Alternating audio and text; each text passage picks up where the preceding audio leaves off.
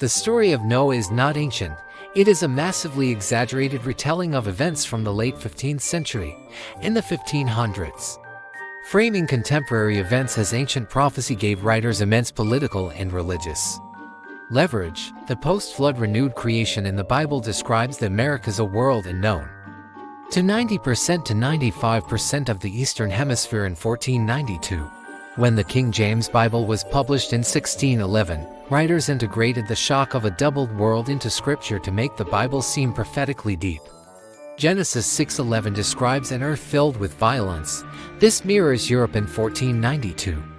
Defined by the Spanish Inquisition, the brutal Reconquista, and constant warfare.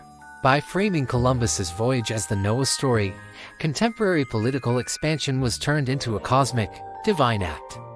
This narrative made the Spanish and English look like God's chosen survivors destined to inherit the earth. Noah's three sons Shem, Ham, and Japheth are based on the three captains, owners of Columbus's ships. The writers mapped these captains onto the three races or continents to establish a divine right to the world. Shem, ancestor of the Middle East, Asia. Ham, traditionally associated with Africa. Japheth, traditionally associated with Europe. Arriving in three ships suggested the entire world was being restarted in the Americas.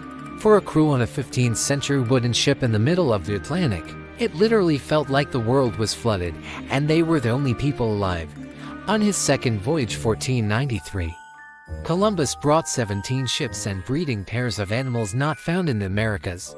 Horses, cows, pigs, sheep, and goats were brought specifically to multiply and fill the earth. Writers turned all the animals we need for a colony into every animal in existence.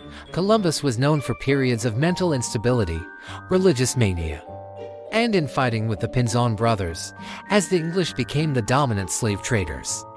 They used the curse of Ham to justify enslaving Africans while maintaining their Christian identity. The narrative taught the world that Ham, the black population, was cursed to be a servant, creating a religious foundation for racial hierarchy. The Americas were not empty. They were home to an estimated 60 million people. Within 100 years of 1492, up to 90% of the indigenous population died from European diseases. To writers in 1611, the emptied land looked like a post-flood world. They framed the European arrival as a recovery mission from God rather than a conquest. The movement across the Atlantic became the largest migration in history, fulfilling the command to replenish the earth. The King James Bible, a Protestant tool, has been the ultimate instrument of narrative control for 400 years.